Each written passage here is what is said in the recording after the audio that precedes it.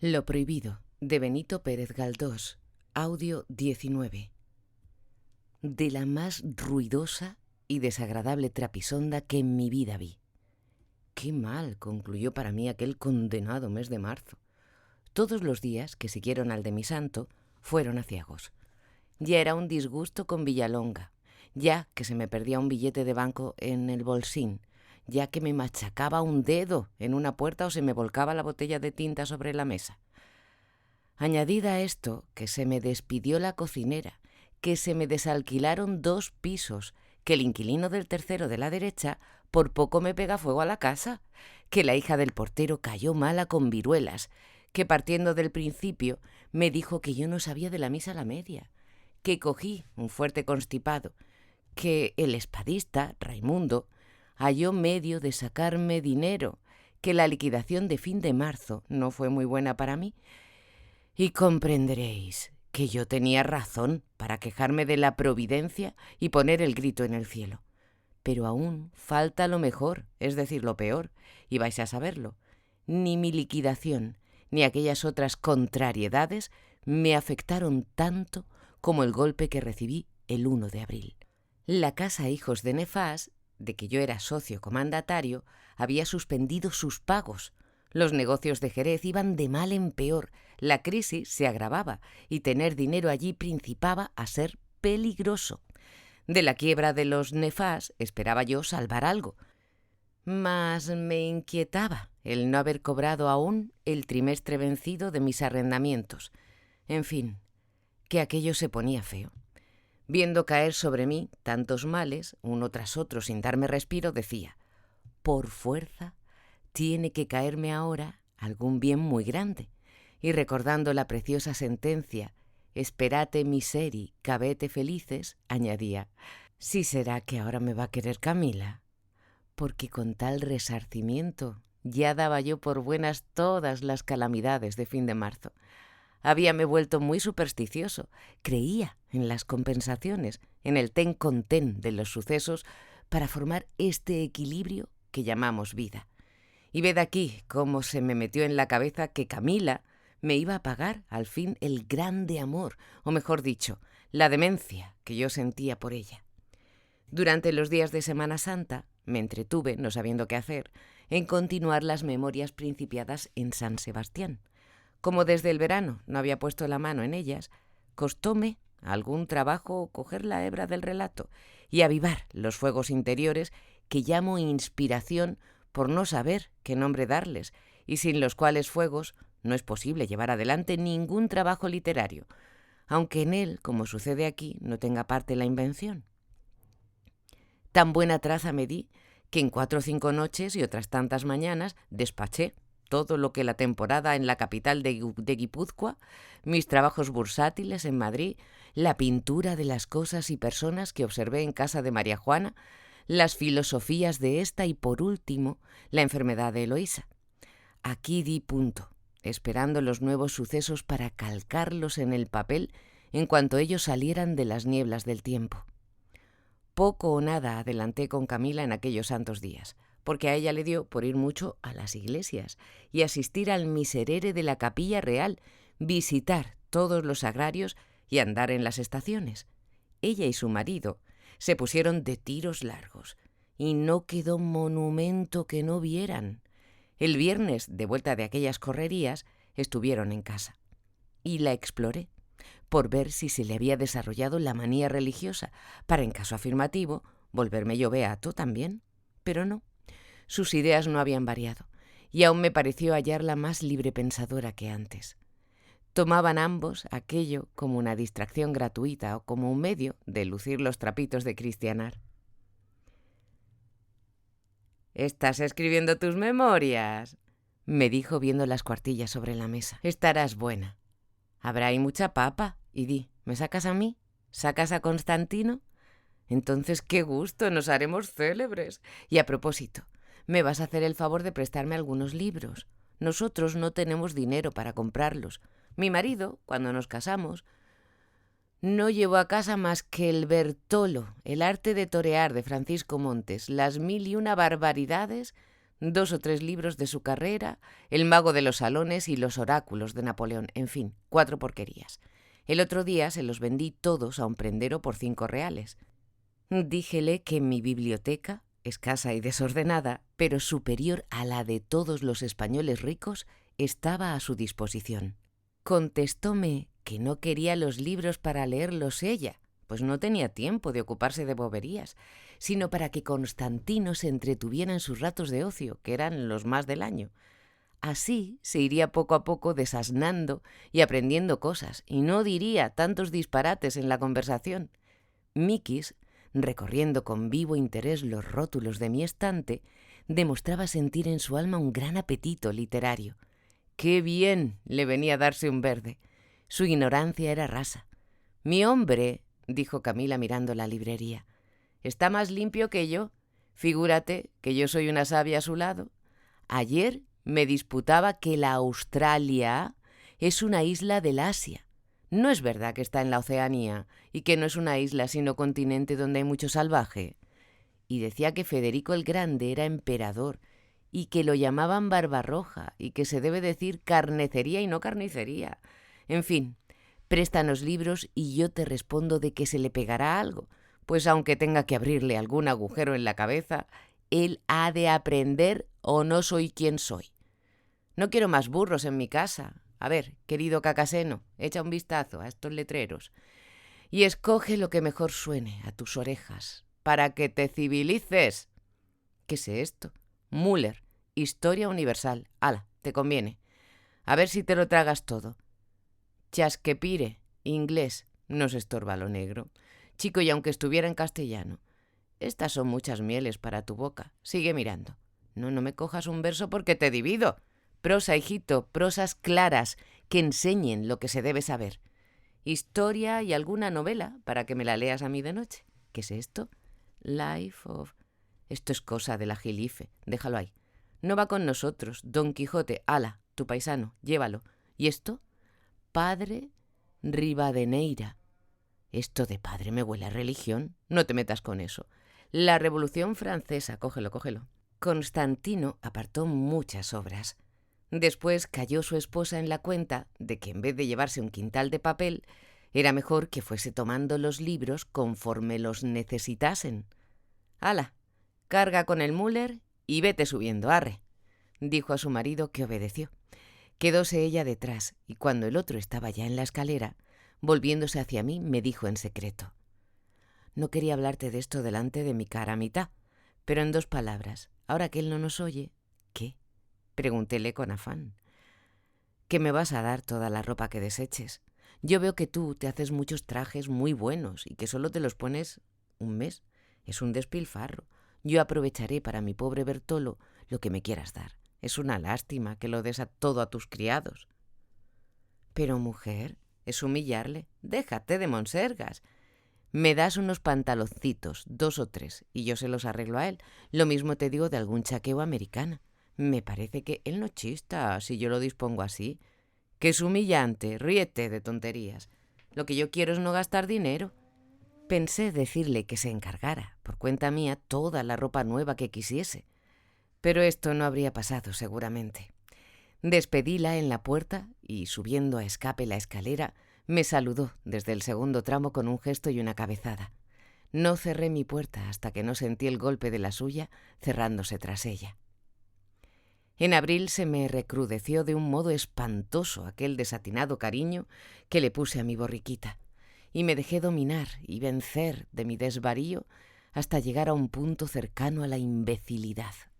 Ya no había fuerzas de la razón ni de la voluntad que me contuvieran. El no poseer lo que con tanto ardor deseaba poníame como tonto y en situación de hacer verdaderas sandeces.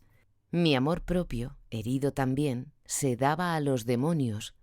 Mi saber de negocios se oscureció y el gusto de ganar dinero quedó reducido a muy secundario lugar. Desde que abría los ojos hasta que los cerraba, aquella maldita hembra salvaje, feliz y burlona, y siempre incomprensible para mí, ceguera intelectual, no se me apartaba del pensamiento. Iba conmigo a Bolsín y a la bolsa y la veía en las figuras estampadas en talla dulce sobre el sobado papel de los billetes de banco.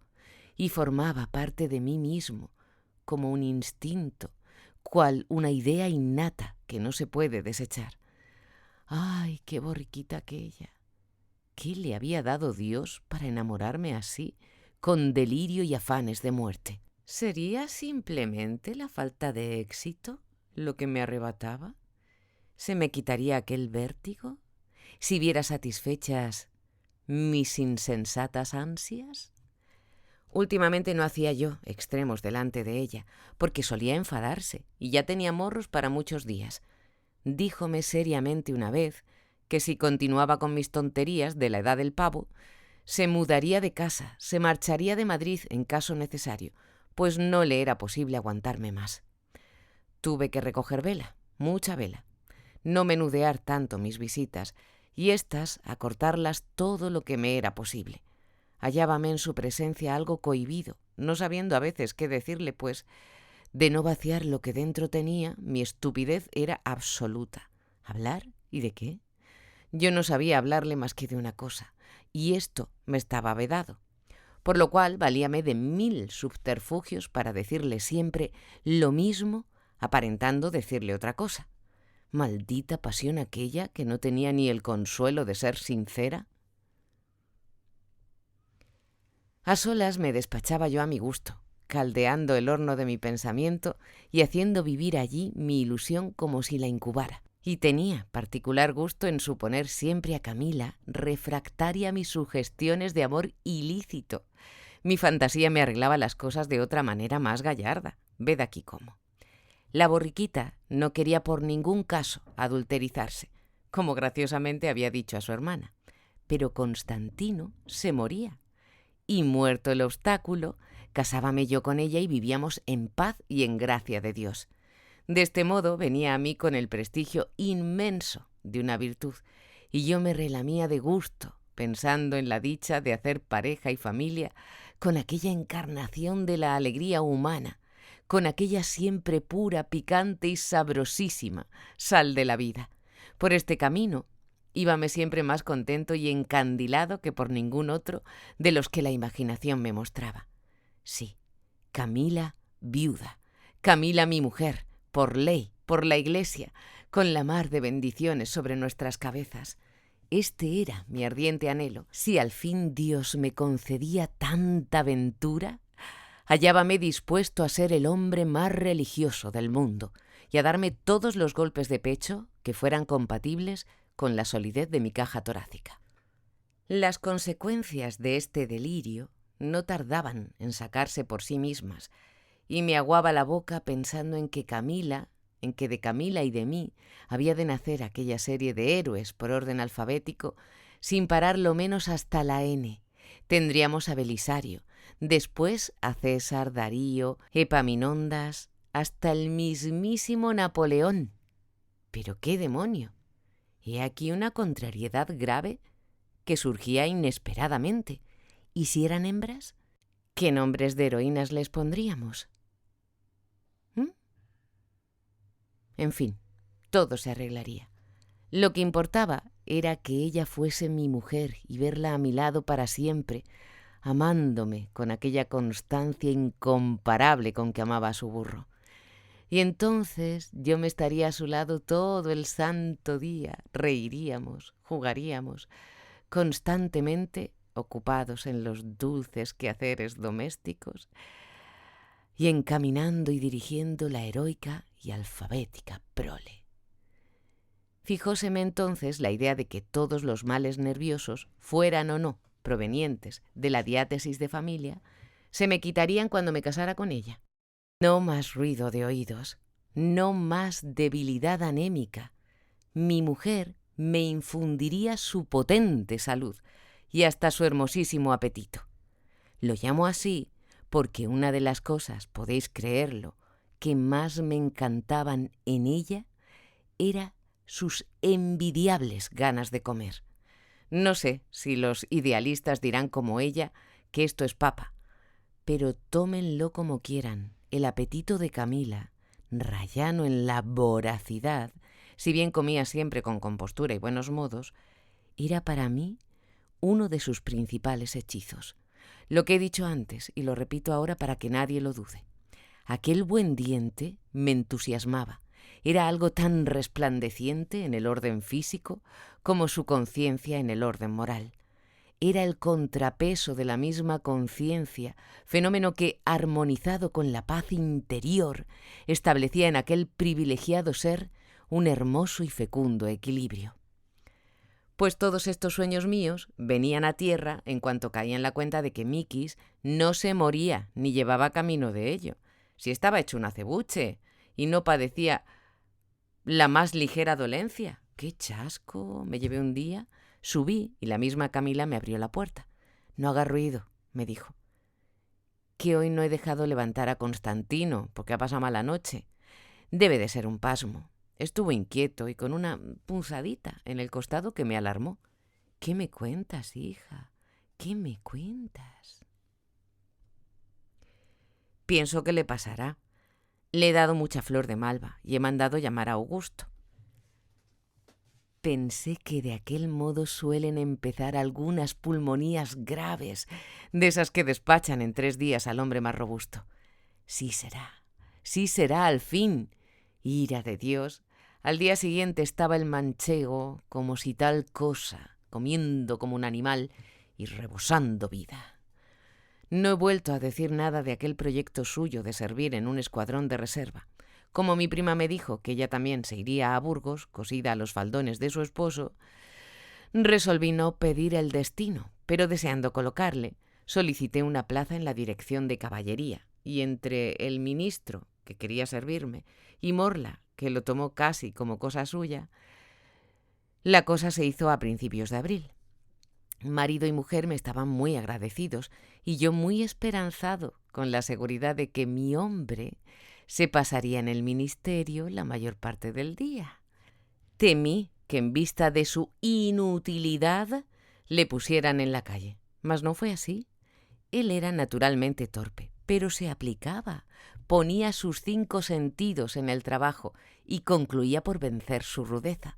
Cuando estaba en casa, su mujer le ponía los libros en la mano, le mandaba leer y estudiar, tratándole como una madre vigilante y cariñosa trataría a un niño que está en vísperas de exámenes.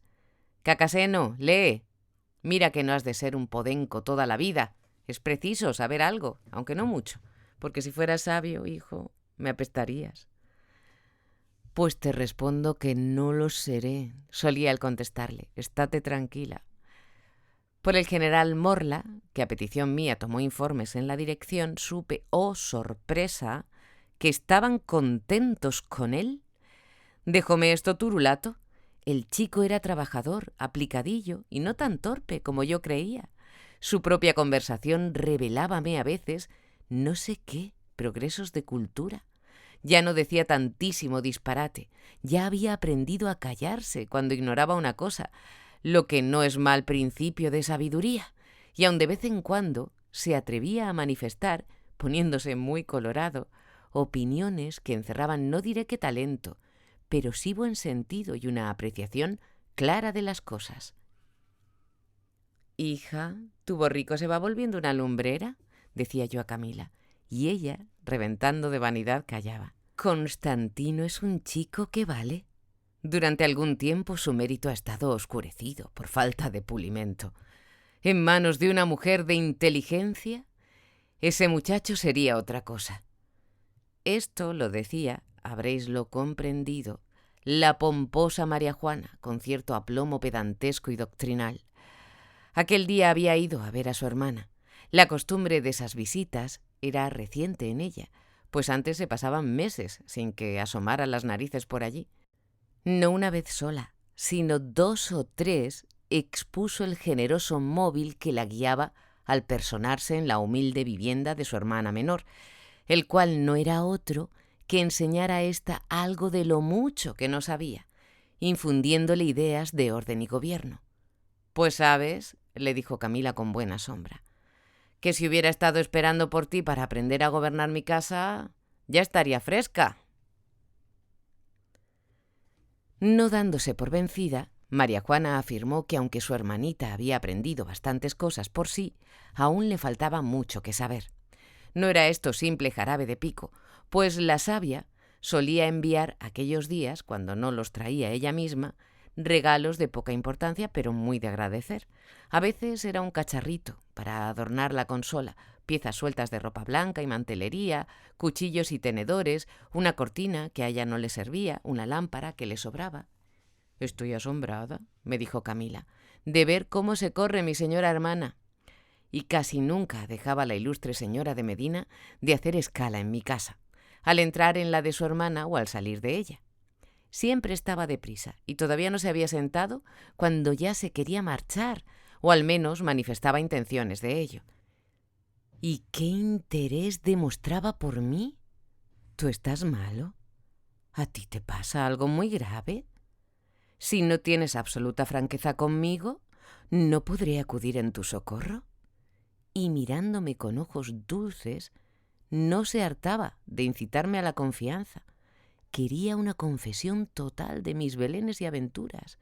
Ansiaba saber hasta lo que nunca se dice, y érame forzoso obsequiarla con algunas mentiras para que me dejase en paz. Un día su vivo afecto resplandeció más desinteresado que nunca, llegando a decirme, no sin emplear bonitas circunlocuciones y perífrasis, que yo estaba en el caso de que se me aplicara el beneficioso tratamiento de Madama Warens, el que empleó con el pobre Juan Jacobo para apartarle del vicio. «¿Y quién es capaz de comprobar», añadió, «el inmenso sacrificio que esto entrañaba para la bondadosa Madama Warens? Nadie, ni el mismo Rousseau, juzga a aquella excelente señora con la benevolencia que se merece. Qué difícil es penetrar el móvil de las acciones humanas. Ni las que parecen buenas, ni las que parecen malas, se pueden justipreciar por lo que resulta. Si la conciencia tuviera una cara suya, exclusivamente suya, veríamos cosas muy singulares. ¿Cuántos que pasan por grandes delincuentes o por monstruos de egoísmo serían vistos de otra manera?» Otras veces su tono era muy distinto, tirando a lacrimoso y pesimista. «No debo hacerme ilusión de que pueda existir en el fondo de mi alma algo que me disculpe, ni menos dar a este algo un saborete de idealismo humanitario para que pase mejor. No pasa, es moneda falsa, y la suenan y miran allá arriba y me la tiran a la cara diciendo: «Señora, usted es una...». Me desprecio yo misma. Tengo ratos de secreta tribulación y hasta me parece que soy peor que Eloísa, que es cuanto hay que decir. Contestábale yo con frases tan rebuscadas como las suyas, que de antemano preparaba, disimulando con palabrotas y epifonemas de las de repertorio el arrepentimiento que, al poco tiempo de haberme metido en el fregado, empezaba a sentir, porque hay cargas que se hacen más ligeras cada día y otras que empiezan livianas y son al poco tiempo insoportables. En cierto terreno, las filosofías, el discretismo y la tendencia a sacar las cosas de quicio son lluvia importuna que ahoga la ilusión sin lavar el pecado. Y declaro ingenuamente que sobre todas las cosas que inquietaban mi espíritu en aquellos días, vino a molestarme y aburrirme la tenaz idea de hallar un modo hábil y delicado de romper lazos que me eran odiosos apenas establecidos. Buena tenía yo la cabeza para sacar virutas de amor filantrópico y de psicologías enrevesadas que ni el verbo las entendía. Ni qué otra cosa, sino mareos, podían producirme aquello de amarme por salvarme y el sacrificio del honor pequeño al honor grande. A más de esto, aquellos en mal hora nacidos tratos se desvirtuaban a sí mismos por el sinnúmero de precauciones llevadas a un extremo ridículo, que inventaba mi prima como para expresar en forma práctica y visible sus escrúpulos de conciencia. Exageraba los peligros y aún parecía que los buscaba. Creíase perseguida por fantasmas y hablaba de sus terrores con cierta afectación dramática. Y vuelta a insistir en lo de que su conciencia valía más que sus actos, en que quizás llevaba en su espíritu gérmenes de redención.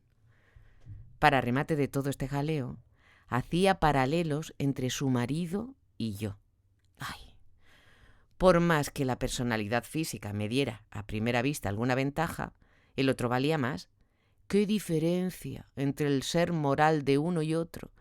Aquel sí que era un hombre, ella no le merecía. ¿Qué le había de merecer? Pero ya que no otra cosa, elevábase en cierto modo hasta muy cerca de él por la admiración que le inspiraba. Por fin, este sacro respeto sería la medicina que debía volver la perdida salud a su conciencia. Y que yo no entendiera una palabra de estas cosas tan sabias. Declaraba, eso sí, con la mayor humildad, que me reconocía muy inferior moralmente al señor Medina, y el secreto y maligno gozo de haberle jugado tan bonitamente la mala pasada no excluía la sinceridad de aquella declaración. «Me alegro que lo conozcas», decía ella. «Eso prueba que tu entendimiento no se ha extraviado. Esto pasará pronto, tiene que pasar. Ha sido uno de esos desvaríos que nacen de una buena intención y son como una línea recta que se tuerce por querer ser demasiado recta. El demonio me lleve, si lo entendía yo. Desaparecerá seguramente este repliegue de nuestra vida sin dejar señal. Y entonces haz por querer y reverenciar a Medina, ponle cariño, penétrate de su mérito colosal, tómale por modelo si puedes, constitúyete en su imitador hasta donde alcancen tus débiles fuerzas. Yo te alentaré, no te dejaré de la mano. Feliz tú si consigues asimilarte aquellas virtudes. Y por aquí seguía. No me fiara yo de ciertas ventajas personales que en rigor para nada valen. ¿Qué significan las prendas físicas? Absolutamente nada, pues son cosas que se deslustra y pierde con el tiempo. Lo que importa es la belleza del alma. Oh, el alma. Pues no faltaba más sino un buen palmito. En fin, señores, que aquella savia me tenía frita la sangre. Aquello no era vivir ni Cristo que lo fundó. Todos los días veía a Medina en la bolsa, paseándose de largo a largo o arrimado al grupo de Ortueta, Barragán y otros.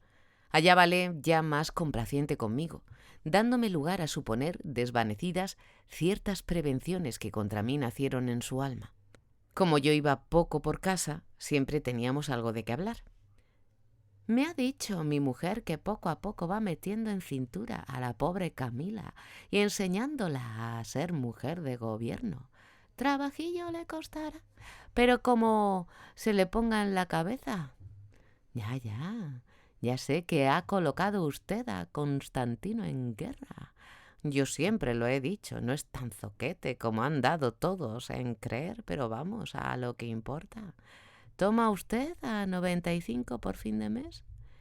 Mis negociaciones de aquellos días, y no fueron pocas, hícelas con cierto aturdimiento, jugando por rutina o por querencia del oficio, muchas veces sin darme cuenta clara de la operación. Y es que mi chifladura, por una parte, y por otra mi gran debilidad física, pusiéronme en un estado tal que solo me faltaba hacer eses, andando por la calle para parecerme a los borrachos. Por lo demás, el mismo entumecimiento cerebral, la misma oscuridad en las ideas y sobre todo esto, una apatía y una desgana que me abrumaban. Cansado del bullicio del local y de su pesada atmósfera, íbame al rincón a hacer compañía al pobre Trujillo, o a que me la hiciera él a mí. Hablábamos algo de negocios, aunque sin saber cómo salía a relucir la conversación de mujeres. Él no ponía en sus labios el nombre de Eloísa sin acompañarlo de grandes encomios y de acaloradas expresiones de desconsuelo. Indudablemente no era una santa, pero qué ideal de mujer. Gozaba mucho visitándola y departiendo un rato con ella, oyéndola no más, viéndole el metal de voz, como decía el infeliz. La contemplaba en su interior, tal como había sido en mis tiempos, y no podía hacerse cargo de la desfiguración de su rostro. Para consolarle, díjele que Eloísa había recobrado por completo su hermosura y era la misma de siempre. Arrojaba a él entonces un suspiro muy grande a la atmósfera turbia y humosa del local y parpadeaba mucho, como si quisieran sus ojos romper la niebla que los envolvía. A la otra tarde hablamos de lo mismo, pero me dijo una cosa que me puso en ascuas y me llenó de confusión. «Ya sé», murmuró Trujillo aplicando sus labios a mi oído. «¿Que se ha enredado usted con Camila? Debe ser cosa antigua, pero hasta hace pocos días no ha salido en la Gaceta. Ya sabe usted que la Gaceta es la boca de la San Salomó». Faltóme tiempo para negar aquello, que era una falsedad calumniosa. Demasiado lo sabía yo. Mi corazón podría echarse fuera y publicar a chorros de sangre la inocencia de la pobre Camila. Por más que hice, no pude convencer a Trujillo. Creo que si llega a tener vista, me conoce en la cara que decía la verdad. Con tanta fe, con tanto calor me expresaba yo. «Pues que usted no lo quiere confesar», me dijo. «Volvamos la hoja». Mas yo no la quise volver, y otra vez hice el panegírico de la pobre calumniada, de aquella virtud que yo quería que no lo fuese en el momento mismo de tomar tan a pecho su defensa. Sabe Dios que me hubiera sido muy grato mentir en tal ocasión. Tuve un rasgo de maldad, de esos que nacen del amor propio o de la miseria que llevamos dentro, como por fuera nuestra sombra, y eché a perder aquel ardiente elogio de la calumniada diciendo esta gran tontería. Créame usted, Manolo, mi prima Camila es una virtud intachable. Puede que no lo sea mañana, pero hoy por hoy lo es. Y él, incrédulo siempre, ¿es que aquella opinión era de las cosas que se caen de su peso? Triste cargo de conciencia sin comerlo ni beberlo, como se suele decir. Tal golpe me faltaba para llevarme al último grado de la confusión y del trastorno físico y moral. Con verdadero terror hallé en mi estado no sé qué semejanza con el de Raimundo en sus días de crisis. El furor imaginativo era síntoma de mi desorden como del suyo, porque últimamente di en la flor de forjar historias como las de él y aún más extravagantes y pueriles todavía. Causame cierta vergüenza el tener que confesarme el pecado infantil de suponer lances que jamás pasan en la vida y que ni aun en la literatura se ven ya, como no sean romances de ciego, en aleluyas o en algún inocente libraco de los que leen las porteras en sus ratos de ocio. Figurábame ser príncipe disfrazado que salvaba a una joven desconocida. La joven me tomaba por pastor y yo me volvía loco de amores por ella. Otras veces era ella mi salvadora, asistiéndome en una grave enfermedad y adiós disfraces y tapujos. Cuando la chica descubría que yo era príncipe, se le caían las alas del corazón pensando que no me había de casar con ella. Mucho lloro, pataleo y sofoquinas. Yo le guardaba la gran sorpresa para el final, y cuando se enteraba la pobre de que habría casorio, me quería comer a besos. Excuso decir que la tal soñada mujer mía era Camila. Y tras esta historia, la misma empezaba por segunda y tercera vez, o bien otra nueva tan tonta, ridícula y disparatada como la anterior. No puedo comparar mi espíritu sino a una cuerda muy estirada y vibrante que al menor choque o rozamiento respondía con ecos intensos, o bien con un son repentino que hacía saltar mi ser todo cual si estuviera montado sobre muelles. Para producir estas vibraciones en mí, no eran necesarias causas mayores. Cualquier incidente sin importancia, la vista de un objeto que no tenía maldita relación con mi estado, un libro, una estampa, un árbol, el semblante de cualquier transeúnte, el oír una frase dicha al lado mío, heríanme y pulsábanme haciéndome sonar. Era una sacudida que me producía brevísimo rapto de júbilo y enseguida sensación de tristeza, harto más larga y de variable intensidad según los casos. No me hice cargo de mi semejanza con Raimundo hasta que un día me tropecé con él en la calle Alcalá y me dijo, paseando juntos: «Anoche me acosté pensando que me había casado. Mujer ideal, cosa rica, Imaginar un día de bodas con todos sus incidentes es cosa que le doy yo a cualquiera. Pues nada, que me lo creí. No pienses, todo era un delirar casto y platónico, la cosa más ideal que puedes figurarte. El relieve que las cosas tomaban en mi mente era tal que llegué a coger miedo y encendí un candil. Porque en la oscuridad veía yo a mi novia como te estoy viendo ahora a ti. Era una criatura tan sumamente superferolítica y angelical que la idea solo de poner las manos en ella me parecía una profanación. ¿Y yo que imaginaba algo semejante? Di, le pregunté, ¿cómo estás del reblandecimiento? Muy mal, chico, muy mal. Me parece que ya no escapo. ¿Por qué lo decías? ¿Acaso tú pudieras ser? Prueba a ejercitarte en el triple trapecio. Es mejor, la mejor manera de conocer cómo es el triquitraque que tú dices. Me lo espetó 2 o 3 veces, tropezando mucho, y fui tan necio que puse atención en aquella carraca, y cuando me quedé solo en casa lo repetí para observar si los músculos de la lengua me anunciaban desquiciamientos de mi sistema nervioso. Aquel día me inspiró tanta lástima Raimundo, pintóme con tintas tan fúnebres la situación angustiosa de su erario, sin pedirme nada explícitamente, que le di una limosna. En mi furor imaginativo, llegué a figurarme que besaba el billete como los chiquillos mendigos besan el ochavo que se les arroja. Fuese contento y muy mejorado. A casa de Camila subía yo muy poco. Habíame propuesto no asediarla más y aguardar circunstancias que me fueran favorables.